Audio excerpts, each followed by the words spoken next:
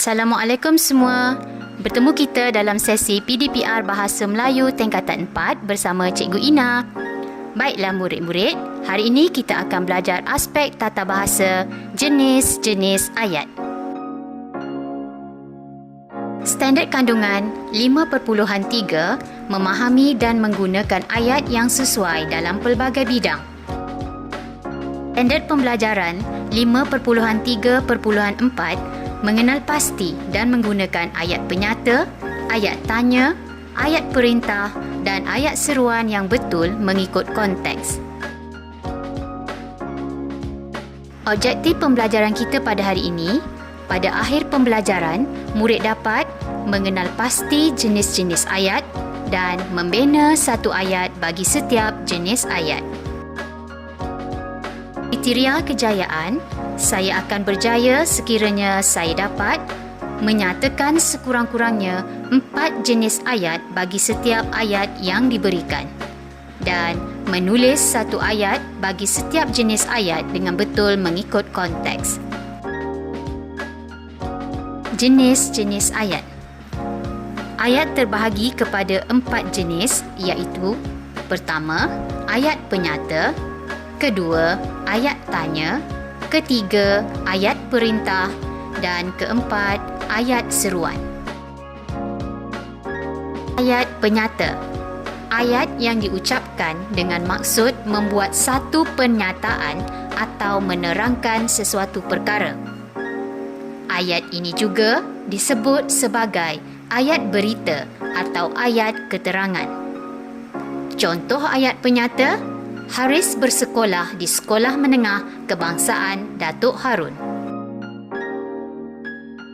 Ayat tanya.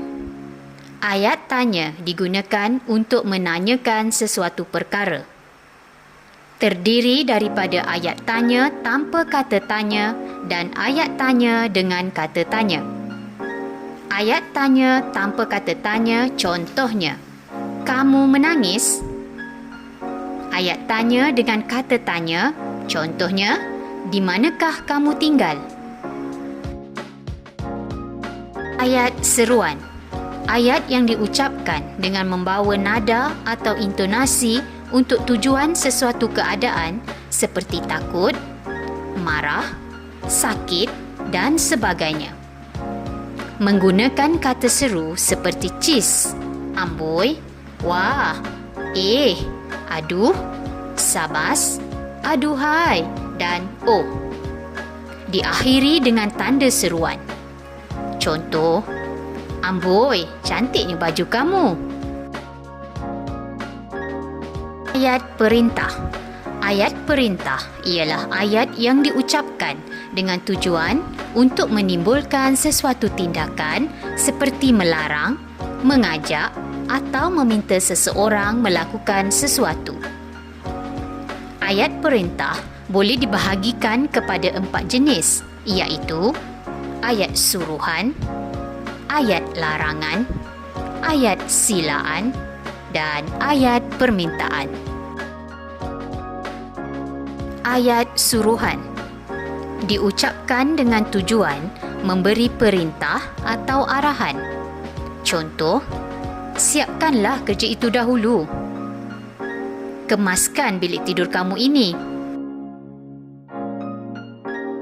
Ayat larangan. Ayat ini digunakan untuk melarang atau menegah seseorang melakukan sesuatu.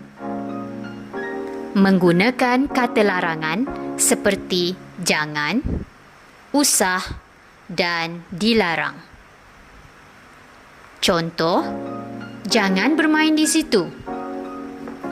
Jangan makan sambil berdiri, kata ibu kepada Amar. Ayat permintaan. Bertujuan memohon, mengharap dan meminta sesuatu. Biasanya menggunakan kata permintaan seperti minta dan tolong. Contoh: minta semua murid berkumpul di tapak perhimpunan sekarang. Tolong ambilkan buku itu. Ayat silaan. ayat yang menggunakan kata silaan seperti sila atau jemput. Bertujuan menjemput, mengajak dan mempersilakan seseorang. Contoh ayat, "Jemputlah masuk," kata Sarah kepada kawannya. Sila serahkan borang tersebut ke pejabat. Baiklah murid-murid, sampai di sini saja penerangan cikgu tentang jenis-jenis ayat. Semoga murid-murid mendapat manfaat daripada video cikgu hari ini. Murid-murid boleh menguji diri dengan menjawab latihan yang Cikgu Ina sediakan. Dan terima kasih. Jangan lupa subscribe, like dan komen.